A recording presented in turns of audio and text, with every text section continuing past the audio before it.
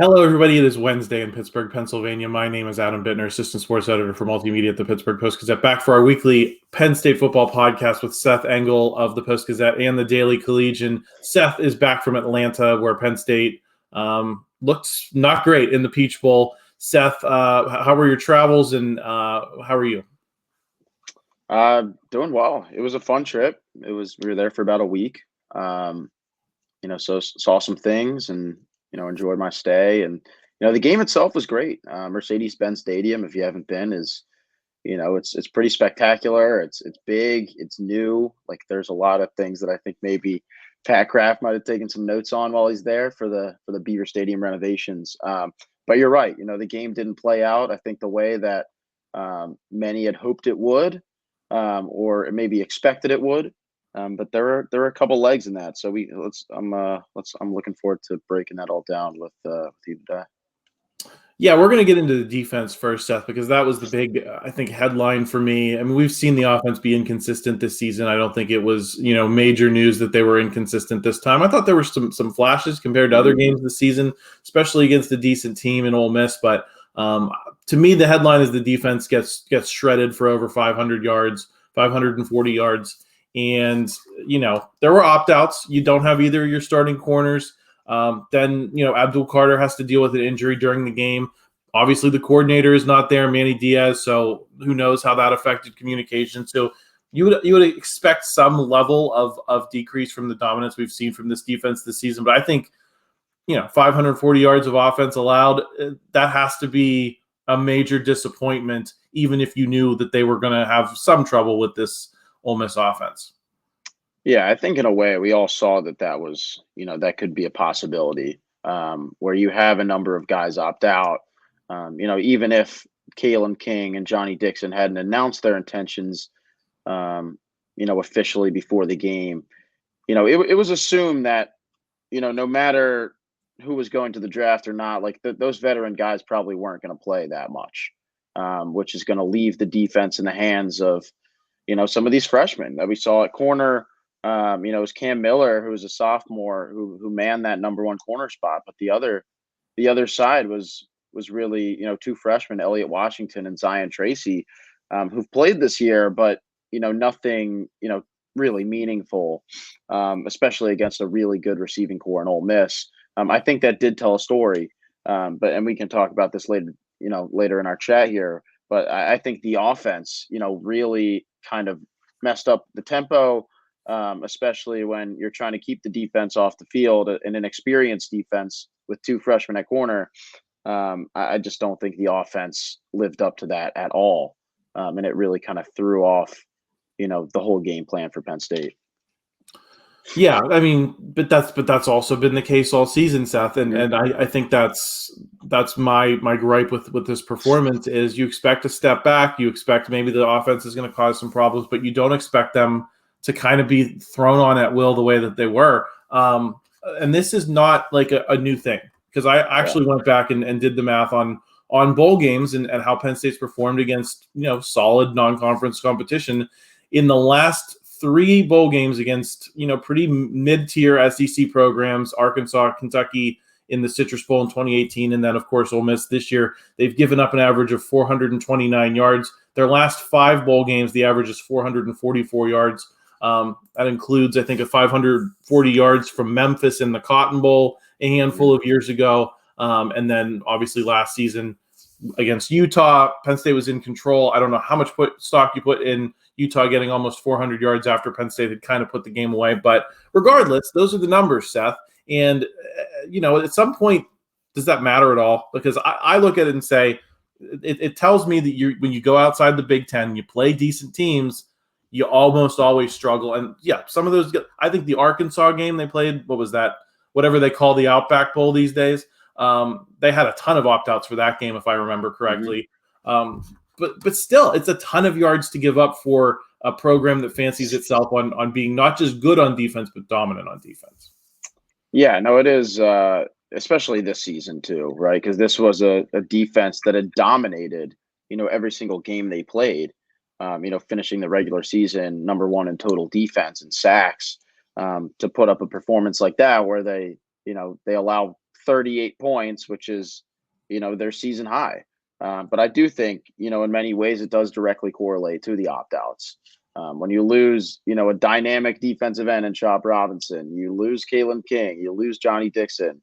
And the guys who did play, like I said before, like Adisa Isaac and Curtis Jacobs, like they were not playing normal snap counts. It's not like they were playing 100% of the game, and I don't think anyone was expecting that they would. But Penn State was really down on their defensive talent. But at the same time, I don't think it's fair for James Franklin to kind of blame the performance on opt-outs alone, because I think there was more that went into it. I don't know. I think it's just it's interesting, and I think Penn State was probably hit harder in opt-outs than maybe they had before, because this was a team that James Franklin had kind of prided himself on being a guy who's able to keep guys around and not have them opt out. We saw this season that just wasn't the case. Yeah, I guess part of my problem with that argument from him, though, too, Seth, is that this is the defense for next season, substantially, right? Yeah. You might get some guys in the portal. You're going to have some freshmen coming in, but, Cam Miller's going to see a lot of time next season. And I think it's a frustration with the way Penn State, as we look forward into this 12-team era, I kind of look at performances like this in the last handful of bowl games, and I say, can Penn State go into those games and have a chance to win? Or is their defensive rank so inflated by the putrid offenses of the Big Ten? You look at what Iowa went out. That was Penn State's biggest win of the year, now that this is all over.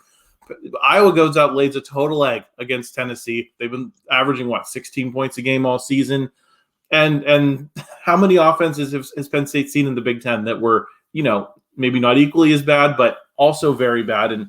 And you look at Ohio State, Michigan, Iowa's defense, they're all ranked very highly, and then they go out and they're these bowl games, and you can see the trend. They're just not as good.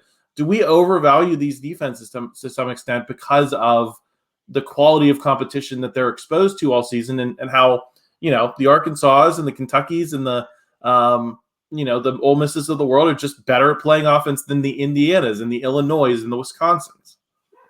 No, I think that's an interesting point. Starting to see that in bowl season, definitely. I think the Big Ten defenses are good.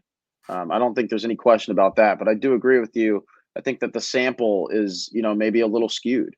But, I looked at Michigan and Alabama, and I saw, that Michigan defensive line that I had watched against Penn State. And it's still a very dominant defensive line that I think the rest of the Big Ten is kind of trying to model themselves in the trenches.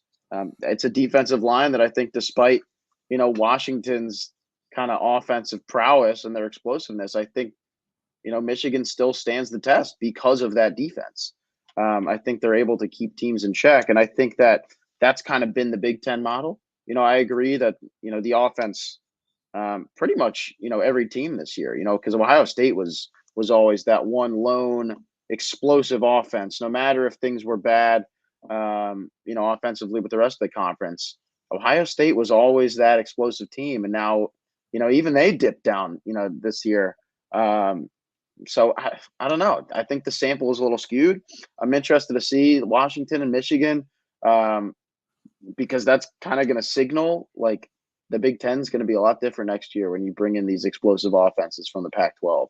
Just a different style of play, and if that has some kind of trickle down effect. But Penn State, to be able to keep up with those types of opponents, there's a lot of work that needs to be done on the offensive side of the ball this offseason. Yeah, and just to be clear, I'm not saying I think Penn State's defense this season was a fraud. I'm not taking this one game with a lot of opt-outs as, this is just what Penn State is. I'm just saying this is Penn State's defense next season. It got shredded by, the third place team in the SEC. Yeah. And that makes me question whether, okay, it's a good defense. Is it an elite defense, or is that the part that's skewed? I certainly think if you have either this defense at full strength going into that game or a playoff game next season, that you're going to have a good chance to win. It's just a matter of, is Penn State over-relying on the defense to win in this day and age of college football when you go outside, the troglodyte Big Ten in terms of how they approach offense and all of that? And I think that's going to be, a major question as we get to next season is, I think Penn State can get to the playoff. I don't have a lot of concerns about that, even with some of these Pac-12 teams, coming into the fold and shaking things up in the Big Ten. My question is, can you win when you get there? Because I think a lot of the case for why Penn State fans should be excited is, well, you don't have to go through Michigan and Ohio State to potentially win a national championship anymore. You can maybe get some good matchups, get a nice setup where you have to win 3 games against teams you match up well against, and you win a national championship that way. I think this throws a little bit of a wrench in that narrative because, you see how they perform against teams that have opposite styles from around the country. Seth, I want to get into the receivers because I knew you talked to Hagens, the wide receiver coach. Last thing I'll say on the defense is, do you have faith that a guy like Cam Miller is going to be able to respond? It was a tough game. I think he's going to be good in those games against because they were complimenting him on the broadcast, pretty technically sound. I think he could be a good corner when you're playing those plodding cornerbacks from some of the Big Ten programs they're going to play. I still have some level of faith that things are not going to be as bad at corner next season as they maybe looked in this game. Yeah, no, I think that the future is bright for Cam. He played as a true freshman too, and then this year took a step up. But he's a guy I think they can use in a Johnny Dixon type of role, where you can use him in blitz packages, which I think is pretty valuable and unique to have from your cornerbacks. Kind of changes the tempo and switches some things up, gives you some different looks. But I don't see him being that type of, Kalen King, maybe lockdown guy, getting a lot of pass deflections. He's just not that type of corner to me. He's a bigger type of guy that I think is going to be able to, kind of fill the box. And I think they can use him in pretty unique ways. What worries me is, that other corner spot because, Tracy and Washington, I know they're young and they're true freshmen and they looked like it on Saturday. But will they be ready to go to start for a whole Big Ten schedule next year? Not just any Big Ten schedule, but one that features, 4 more highly competitive programs with explosive offenses like these. The Pac-12, like I said before, very different than the Big Ten on offense. So will 2, I guess, sophomores next year be able to keep up? Is my question, and maybe they want to target the portal to bring someone else in for that. Yeah, maybe pick up Storm Duck again. Yeah, well, he declared yesterday, so he's done. And no, he did not put a Penn State logo on his graphic. UNC in Louisville. That's funny. Well, let's get into the receivers. I think the big headline for me, Trey Wallace back for the Peach Bowl. I thought he looked pretty good. Granted, some of those catches he made were in garbage time, padded the stats a little bit. But how do you come out of this game, Seth, feeling about him as a potential number? You and I keep talking about Julian Fleming as kind of a thing we think is going to happen. Let's just accept that we think it's going to happen. You're going to have KeAndre Lambert-Smith back, you hope. If you have Trey Wallace in that number 3 role, regardless of who's 1 or 2, how do you feel about him there? See, I wouldn't be too sure about KeAndre coming back.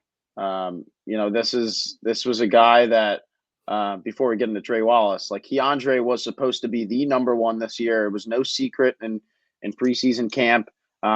There was the expectation after the Rose Bowl too, and he even said it after the game because he had 183 receiving yards. That long touchdown, it was the longest in Rose Bowl history, and he said this is a sample for next year. So we all thought, KeAndre is going to be the guy.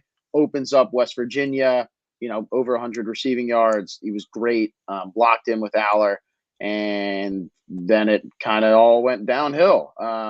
Especially the past few weeks where KeAndre's had, 2 receptions in the past 4 games.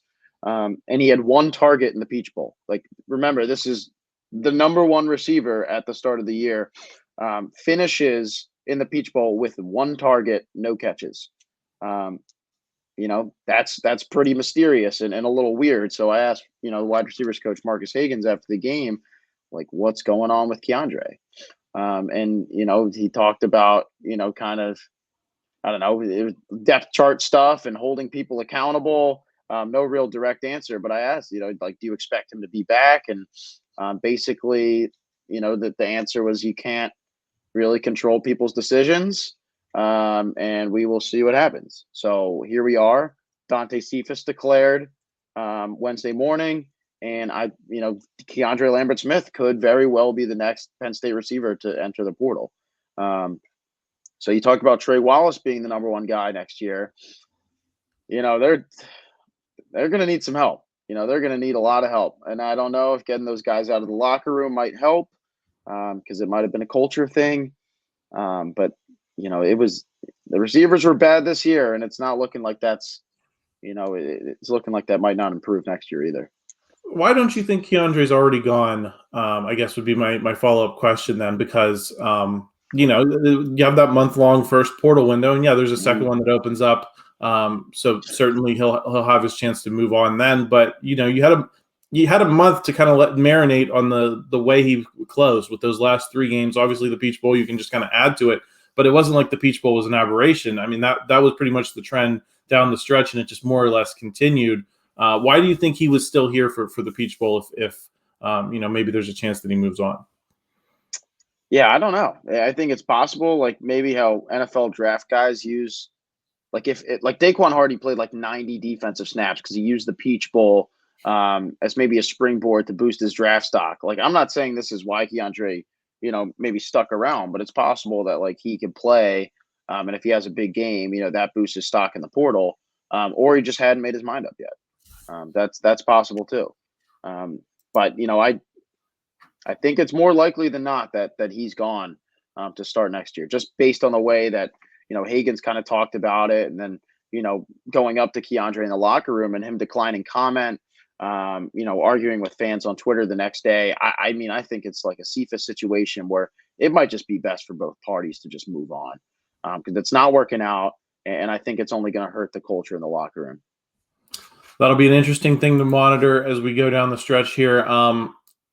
I guess so. Let's talk about this Cephas transfer and let's talk about Trey Wallace as a possible number one. I mean, do you see it with him? I mean, can you imagine him stepping into that role and maybe being someone who has a breakout season next season? And what does the loss of Cephas? I don't know if it's even the loss, but I mean, what does that teach us about the portal? I guess is the question, because to me it's a matter of, a lot of people talk about the portal like it's just like a magic cookie jar you can go into, and it's there's always going to be something for you there. And I don't know that that's necessarily going to be the case, as we move forward in this unrestricted transfer era. I think it's going to be, a matter of just like it is with recruiting. Some guys are going to hit and some guys aren't. Yeah. See, Cephas was such a weird situation because he seemed like such a good fit. Coming from Penn Hills, like he had 2 high school teammates in Daquan Hardy and Tank Smith already on roster. So he already kind of knows the team in a way. And he was great at Kent State. He's one of, the better receivers I think they've had in program history, and just could not make the leap with Penn State. And, I don't even think that's necessarily on field. I think a lot of that was, how he practiced and how he prepared. And I just don't think he lived up to the expectation that I think James Franklin had for him. And I think it also kind of started when he didn't, early enroll. Like, remember, this is a guy who came in the summer after, a number of freshmen had already enrolled, after, the pretty much the entire transfer class had already been on campus. Cephas kind of, he was there a lot later.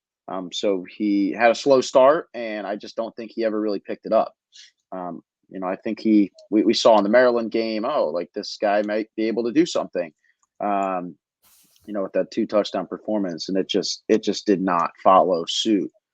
As for Trey Wallace, that's another big question mark this year of, if Trey Wallace is healthy the whole year, what is Penn State's offense, really capable of doing? And for him to be kind of that number one target in the Peach Bowl, I think we saw, maybe a little bit of what he could be able to do in 2024. With that being said, though, Drew Allar did not complete a pass to a wide receiver until the 4th quarter. So take that as you will. Yeah, that was ugly. Other than Tyler Warren, and even Tyler Warren, how much are you inflated with a 77-yard, play? I mean, it's great that you make the play, but in terms of like consistent down to down offense, I don't know how much you can take away even from his performance. Even though I think it was encouraging as just in terms of he's coming back. He was a guy that was kind of on that fringe that you do get back. A lot of those guys that were on the fringe are going, but you do get him back rather than leaving for the NFL. Let's talk a little bit about Allar. I think he, it was another inconsistent performance where you saw some, I think really good things. I think the offense had some explosiveness in this game that it did not have for much of the season, and I think he had something to do with that. But at the same time, he can't find the receivers. How much of where we are now do you put on Drew Allar, and how much do you put on these receivers? Yeah, it was just a bumpy kind of ride for Drew Allar in his first year to kind of look back on. I think that, and we talked about this since the preseason, like I think the receivers do play a big part in that. Because if you're a quarterback, could you imagine being a young quarterback trying to figure it out in your first year as a starter, and your receivers aren't open? Like, it's just like, it's so simple. Like, I feel like there's so many legs that kind of go into, crafting a football game plan and getting a quarterback to find success. But what it really comes down to is like a wide receiver being open enough for your 6'6" quarterback to just throw it in, make an easy throw. And James Franklin talked about that before firing Mike Yurcich, was putting Drew Allar in a position to just get going. Like, make it simple and get them going. And Penn State was not able to do that this year, whether it was because of the play calling or whether it was because wide receivers either didn't know the plays or just weren't getting separation. So I put a lot of it on the wide receivers. I do. And I put, a lot of that on Marcus Hagans too, in his first year as position coach. Just did not prepare that unit enough to win football games. At the same time, I mean, Drew Allar does not look good at times. Like, he is missing throws that he needs to be making. Like, short passes to Tyler Warren should not be overthrown. There are a number of passes that were thrown over the heads of people, and he just does not have Jahan Dotson over there to pull it down, like Sean Clifford had to kind of bail him out. Just not a pretty season for him at all. Interested to see what kind of happens with Kotelnicki next year, but there is a lot of work to do. Yeah, I'll tell you what, Seth, it does bother me sometimes when the wise film guys on Twitter who always take things out of context. They take one play and they're like, look, this is what happens, like, all the time. And they'll show a receiver that Drew Allar missed. And my response to that would be they're not open every play. And if you can't trust that they're going to be open, it makes it a lot harder to find them when they are. And I think that was the big problem for him, is it was kind of a compounding thing of, did he miss open receivers at times with his accuracy or with even being able to see them at all? Absolutely. Like, you can pull out examples from probably every game of that. On a down-to-down basis, though, as I mentioned before, I don't know that those guys were open enough for him to trust that they'd be open, and I think that messes with a young quarterback's head quite a bit. I think we saw, to a greater extent, I think probably that with Christian Hackenberg late in his career, where the talent was not there, and that just, his confidence was shattered by the guys that he was working with, and the quality of talent that Penn State had on that roster. I'm not saying I think Drew Allar is headed for Christian Hackenberg territory yet. I think it's too early to declare such a thing, but Penn State needs to do work to avoid that. I think you could see it going that situation if you don't find solutions, and hopefully Andy Kotelnicki is the answer for that. Let me ask you this, Drew. Or excuse me, Seth. We saw the way Drew Allar played. We saw Beau Pribula come in, throw a touchdown pass, get all fired up, really channeling. Like, I keep saying this, he keeps feeling like Trace McSorley to me. The way he plays, the way he looks out there, same number. Is there any scenario where there's any kind of competition between these two going into next season? I know a lot of fans want it. I don't think I'm on that bandwagon yet, but I think the question needs to be asked. Well, you know damn well that James Franklin's going to tell you there is, like he did this whole offseason. I don't think Beau Pribula is going to be the starter next year, but I do think his reps are going to, continue to kind of increase. Andy Kotelnicki's a guy who never shied away from a 2-quarterback system at Kansas, and actually thrived with it. So I think, Beau Pribula could have a future here. And I think people are kind of questioning oh, this is going to be another Levis situation or a Tommy Stevens where the backup quarterback, isn't going to be used enough, so they're just going to end up transferring.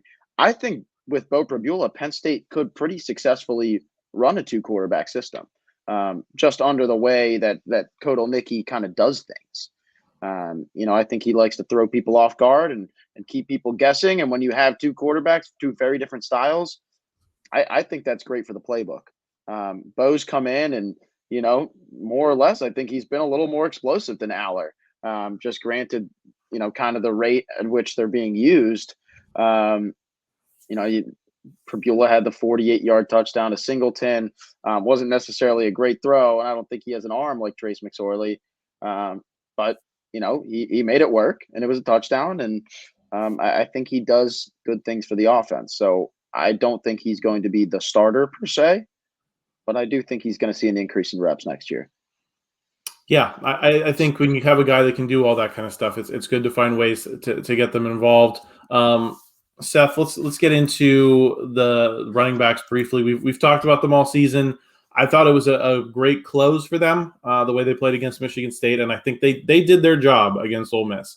The play calling that maybe I thought they probably should have run the ball a little bit more than 18 times with Singleton and Allen. Granted, the game script was negative. You're behind, late in the game. You probably don't get as many reps for those guys as you would have if you were winning. I still would have liked to see them get more carries, but they did their job, and they closed strong after a season that was not particularly explosive. How do you feel about where those guys stand as we look toward 2024? No, I feel great. And I agree with you. They were not used enough at all. Those first couple drives with Nick Singleton, that was, some of the best football I think he's played all year, was maybe in those first 3 drives they had. He had like an 18-yarder, and it took a while to even get him, past 15 yards on a rush. He had 50 yards and 8 carries, and then they stopped using him. Like, he finished the game with 8 carries when he was on his way to, maybe his best performance of the season. Over 6 yards a carry, and you stop using the guy who's, working. And Kaytron looked pretty good too, and stop using him. So I just don't understand the game plan to go from, okay, we're finding success on the ground. Yeah, we didn't score on that first drive, but we'll get back there if we keep using the same game plan. It's like, no, we're just now going to, go to our passing game, which has been terrible all year. But props to Tyler Warren. He had a good game. But yeah, I do feel good about Singleton and Allen, going into next season. Granted, neither transfers, and I don't think that's going to happen. But I think it's important to make sure you retain those guys. Seth, I want to circle back to a topic that I kind of brought up. As we evaluate the season as a whole, I don't know how much you really should, include bowl games in grading a season because of the opt-outs. And, starting next season, maybe it's different because the playoff games will count, and you'll presumably have full rosters. But, you had a chance to beat a good team. You have a chance to win a big game and kind of shed that label a little bit, just like you did last season by beating Utah in the Rose Bowl. You don't do it. Is this deflating because of what I mentioned earlier that so much of the optimistic case for Penn State relies on winning games exactly like this, and you didn't do it? Yeah, I think it is deflating. And you look at the Rose Bowl last year and what that kind of did for the program and got hopes up. And I think it was really healthy to win the Rose Bowl and have the expectation that you're going to make the playoff next year. And it just didn't happen. I think that even going to the Peach Bowl was deflating. To not make the playoff in a year where you had a historic defense and it kind of just seemed like the pieces were in place to get it done, and it just didn't happen. So, not only to miss the playoff, but then lose the New Year's Six game that you went to, it kind of sucks for James Franklin, especially as this guy who's, just continuously fallen short. And that would have been the game. Like you mentioned, Iowa was the biggest win this year. That would have been the game to be like, okay, well, we lost to Ohio State and Michigan, but at least we got that Ole Miss win over an SEC team. And it just, it didn't happen. It's a 3-loss team. And This was a season that I think you needed to kind of garner all the momentum that you possibly could gather, heading into a pretty tumultuous 2024 season with a ton of changes. Seth, what do you make of the Big Ten's bowl season overall? Obviously, you get Michigan and Washington in the championship game. If we're going to count Washington now as a Big Ten team, which I think we do, so you get those two. I think that's the headline. That's the good thing, and maybe that's all that matters. And especially in this era of college football, where because I was at home, Seth, watching the game. You were at the game. I'm just going to go on a mini rant here. And I'm going to finish the point. They talked about the Peach Bowl for less than 90 seconds on the Peach Bowl halftime show. And they talked about the night before the Cotton Bowl with Ohio State. They had Desmond Howard give his 15-second thoughts on what was happening, and then they were into talking about the playoff again. And that frustrates me because we talk about why are these bowls devalued. Well, I'd start with ESPN, who has only ever treated these New Year's Six games that are not in the playoff like they're just like every other bowl game, and they use them to set up the playoff, and they don't let them be standalone events, and they don't say, hey, we're going to spend the halftime show talking about what happened in the first half and highlighting the players that made great plays and putting them on a stage that would justify a lot of these opt-out guys playing. ESPN has no interest in that. And so, as we look toward, next season, does it only matter that Michigan and Washington won the playoff games, which is where everyone's eyes were driven by ESPN, or does it matter that Iowa plays like crap, honestly, in the Citrus Bowl, that Penn State's defense, doesn't look like it was supposed to look against Ole Miss, that Ohio State, it used to be when they were down to their number 3 quarterback, you have Cardell Jones coming in to sling 59 points on Wisconsin. Instead, I don't know if I can remember an Ohio State offensive performance nearly that bad as what they did against Missouri in the Cotton Bowl. What are your thoughts on Big Ten bowl season as a whole? Yeah, it's a double-edged sword, because, kind of like you talked about before, maybe it says something about the quality of just the Big Ten offense overall, and that they've been spoken so highly of for having these great defenses, but maybe the defenses aren't that great because they're playing these terrible offenses. But on the other side, I think it still matters, and I think the Big Ten is still, a dominant conference, but maybe not as much as it's been in the past. Ohio State is a team that, I would worry about. If I'm an Ohio State fan, that's a team that I feel like is just past its mark. I don't know what they're going to do next year because, I watched that Missouri game. Devin Brown wasn't the guy, and when he was hurt, the other guys they had weren't either, and they haven't been able to bring in a transfer. And at the same time, they've had a number of guys depart. Michigan, maybe they lose J.J. McCarthy next year. Like, what happens with that offense when they lose, Blake Corum too?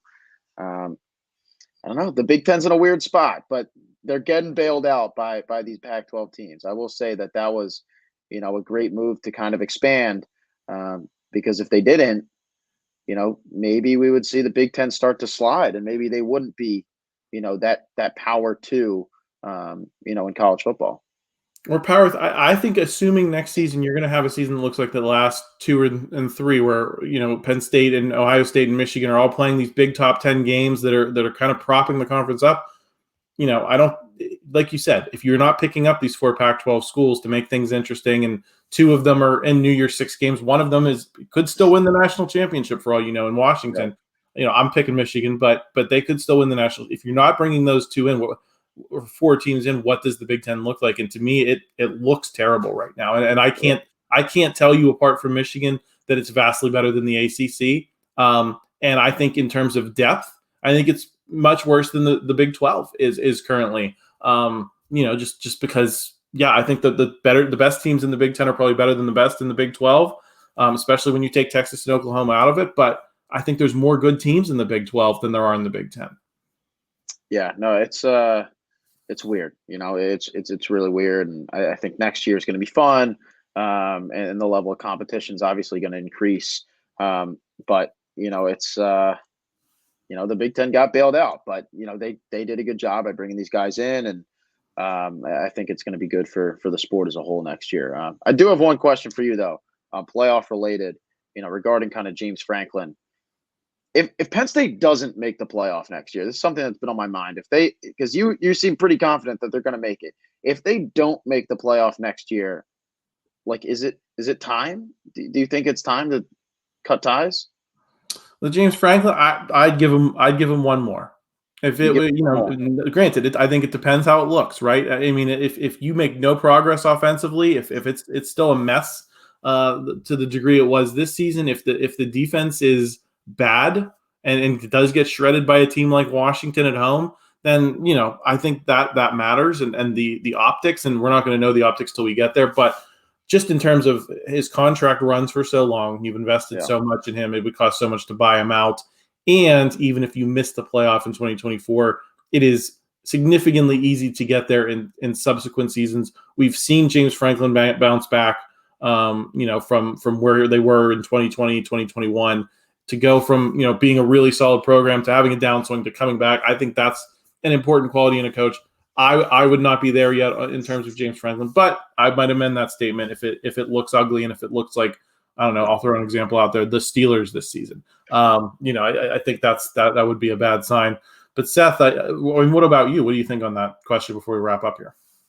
Yeah, well, I mean, regardless of kind of if they don't make the playoff in 2024, that 2025 season is going to be very uncomfortable for him if they keep him around.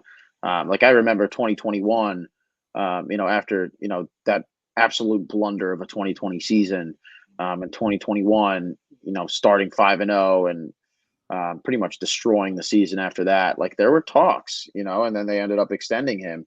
But I remember that was uncomfortable. It was just a different vibe in press conferences, and I think it kind of impacted the rest of the roster. That's what I would foresee for 2025 if they keep him after not making the playoff for that first year.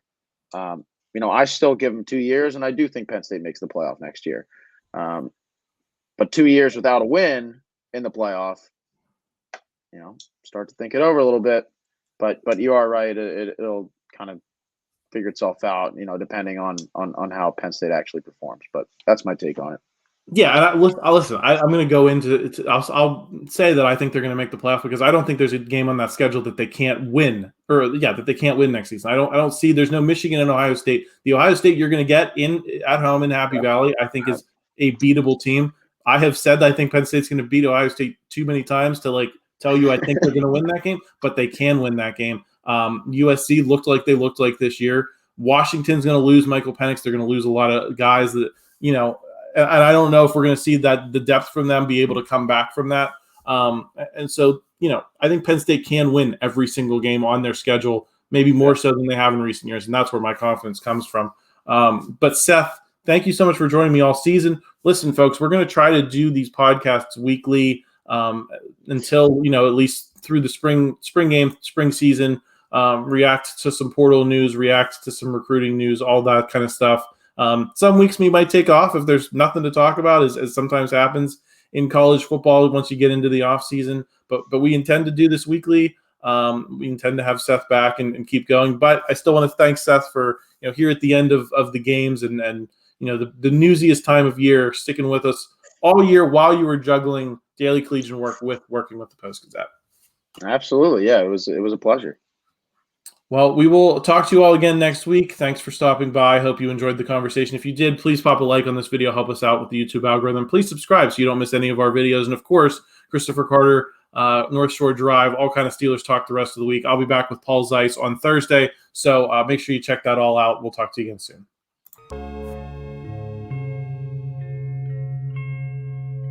Thank you for checking out this content from Post-Gazette Sports. If you watch this video on YouTube, please like the video and subscribe to our channel. For all of the sports coverage the Post-Gazette has to offer, visit post-gazette.com.